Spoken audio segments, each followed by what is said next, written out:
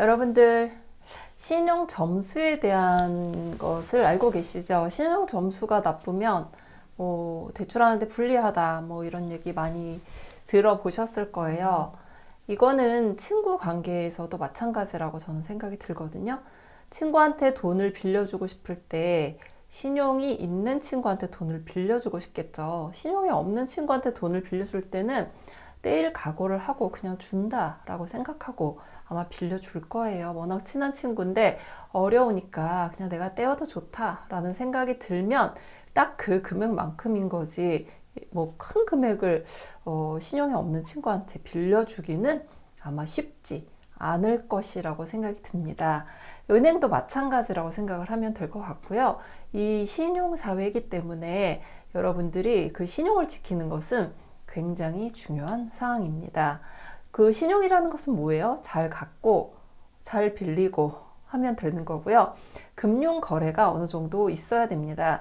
제가 지금까지 정말 오랫동안 대출 상담을 하고 대출 실행을 하면서 딱 한 번 봤어요. 무등급.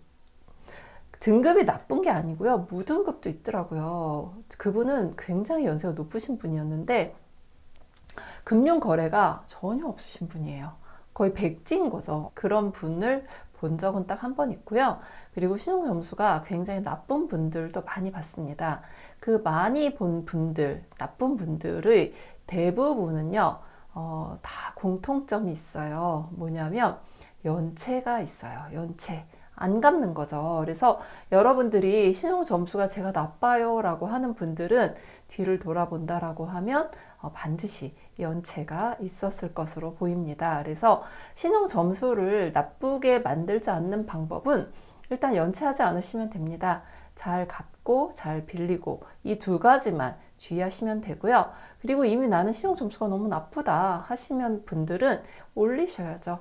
이게 나빠질 때는 굉장히 쉬워요. 근데 올라가려면 시간이 좀 많이 걸립니다. 그래서 일단 나쁘지 않게 관리하는 게 좋고요. 첫 번째, 꾸준하게 금융 거래를 하셔야 됩니다. 사회초년생 분들이 의외로 신용 점수가 좋지 않습니다. 그 이유는 거래가 없기 때문이에요. 나는 대출 하나도 없으니까 당연히 신용 점수 좋을 것이다 라고 생각을 하는 분들도 있는데요. 그렇지 않습니다. 잘 쓰고 잘 빌려야 오히려 신용 점수가 더 좋아집니다. 그리고 주거래 은행을 관리를 하라라고 말씀드릴 수 있는데요. 제가 대출 받을 때 주거래 은행 가지 마세요라고 말씀을 많이 드리고 있는데 그 이유는 더 좋은 은행이 있을 수도 있는데 주거래 은행을 고집하지 마라 이런 뜻인 거고요. 우리가 신용 점수가 나쁠 때는 일단 내가 하나의 은행을 타겟으로 정해야 됩니다. 내가 거래를 많이 하는 그 은행에 계속 거래를 많이 하는 거죠. 그러다 보면 그 해당 은행에 은행 자체 신용 점수가 있거든요. 은행 내부 등급이라고 볼 수 있는데 그 점수가 올라가게 됩니다. 그 점수가 올라가면 나의 신용 점수도 좋아질 수 있고요. 다른 은행의 점수까지 좋아질 수 있기 때문에 일단 한 놈만 패는 거죠. 한 놈만. 그 하나의 은행의 점수를 조금 좋게 만드는 것이 가장 중요합니다. 그리고 꾸준하게 좀 확인을 하세요. 방치하지 마시고요. 내 신용 점수가 얼마인지 확인을 해보는 것이 좋습니다. 재밌잖아요. 그리고 예전처럼 나이스에 들어가야 확인을 하는 것도 아니고 요즘 토스, 카카오, 네이버 여러분들이 많이 접하는 곳에서 신용 점수 확인하는 1초도 안 걸립니다. 그래서 확인하는 게 가장 좋습니다. 그리고 제가 연체는 하지 말라고 말씀드렸죠. 연체하는 순간 나의 신용 점수는 그냥 끝이다. 끝이라고 생각하면 됩니다. 회복하기 어렵습니다. 친구한테 돈 빌려줬는데 안 갚으면 다시 안 빌려주고 싶잖아요. 그거하고 똑같다고 생각하시면 됩니다.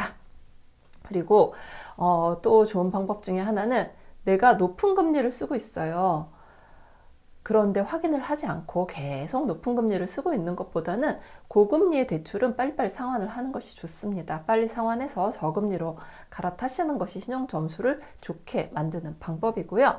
그리고 지저분하게 대출을 막 여러 건 받지 마세요. 차라리 큰 건으로 하나 받는 게 좋지 조각조각 내면서 여러 건으로 받으면 별로 좋지 않습니다. 그래서 담보대출이면 담보대출 한 건 이렇게 받으시는 게 좋지, 내가 조금 돈이 부족하다고 해서 캐피탈에서 조금, 또 신용대출이 안 나오니까 어디 저축은행에서 조금 뭐 이런 식으로 제2금융권, 제3금융권까지 쓰시게 되면 정말 여러분 신용점수 나락갑니다. 그리고 이렇게 신용점수가 나빠서 은행에서 대출이 안 되면 그 다음에 갈 수 있는 곳은 P2P라든지 대부밖에 없어요. 그렇기 때문에 여러분들이 우리 제도권의 은행에서 이용을 하시기 위해서는 반드시 신용점수를 관리해 주셔야 됩니다. 그리고 현금 서비스 많이 받지 마세요. 예전에 저희 엄마가 현금 서비스를 굉장히 많이 받았어요. 왜냐? 서비스인 줄 알았다. 쓰라고 만들어 줬으니 당연히 쓰는 게 맞지 않냐? 라고 저희 엄마가 말씀을 한 적이 있어요. 그 말도 뭐 틀린 말은 아닌데 이 서비스 아닙니다. 그리고 리볼빙 서비스, 역시 서비스처럼 보이지만 서비스 아닌 거 아시죠? 그래서 현금 서비스는 되도록 받지 않는 게 좋고요. 그리고 카드론 같은 경우는 카드사 하나가 그냥 하나의 은행이라고 생각하시면 돼요. 그래서 카드론을 10개 받았다. 그러면 10개의 은행에 대출이 있는 거예요. 그럼 다중 채무자가 됩니다. 가장 좋지 않은 것이 다중 채무자입니다. 그리고 이제 가끔 네이버라든지 그 카카오 토스에서 뭐 신용점수를 올릴 수 있는 방법 해가지고 공과금이라든지 뭐 통신료 이런 실적을 등록하라 라고 하는데, 그렇게 하면 올라가긴 올라갑니다. 저도 해봤더니 뭐 플러스 2점 상승하셨습니다 라고 나오긴 하더라고요. 그리고 그 간혹 주소 같은 거 수정 안 하는 경우가 있더라고요. 그래서 그런 것들은 조금 옛날 거 그대로 두지 마시고 바로바로 업데이트 하시는 게 좋습니다. 예전에 저 아는 분이요, 정말 아주 적은 금액이었어요. 한 수십만 원도 안 되는 금액을 연체를 하신 거예요. 그랬는데 이분이 전화번호도 틀려, 주소도 틀려, 뭐 연락할 방법이 없는 거죠. 그래서 원래 우리가 카드 대금 같은 경우 조금만 연체해도 득달같이 전화 와가지고 빨리 갚으라고 하잖아요. 근데 이분은 득달같이 전화를 못 받은 거죠. 나는 뭐 연체한 게 없으리 하고서 이제 저한테 대출 신청을 하셨는데, 신용점수 조회했더니 너무 안 좋은 거예요. 그래서 봤더니 그때 무슨 카드 값이 연체가 돼가지고 장기 연체자로 분류가 된 적이 있어요. 그렇기 때문에 여러분들한테 연체됐음을 알려주고 싶어도 연락이 안 되면 안 되잖아요. 그래서 반드시 주소 같은 경우는 빨리 고쳐주세요. 아셨죠? 그렇게 해서 좀 하시는 게 좋고요.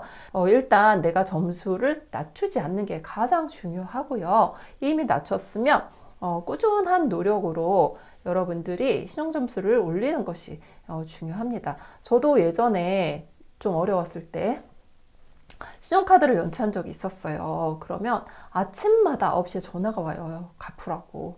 정말 듣기 싫었는데 그때는 점수가 굉장히 많이 떨어졌었죠. 근데 계속 꾸준히 상승을 시켜서 지금은 굉장히 점수가 좋습니다. 물론 아주 제가 어릴 때 얘기죠. 근데 그 신용 점수 관리는 여러분들이 꼭 해 주셔야지만 나중에 당황하지 않을 수 있어요. 왜냐하면 우리가 신용점수가 나쁘다고 해서 뭐 대출이 안 되는 것은 아니에요.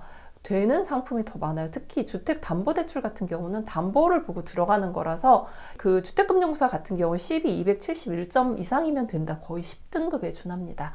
예, 그 예전에 이제 등급으로 따지면 지금은 점수제로 바뀌었죠.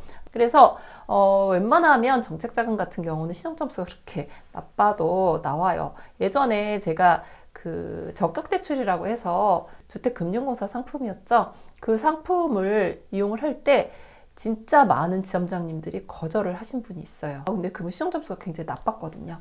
하지만 주택금융공사 규정에는 어긋난 분은 아니었어요.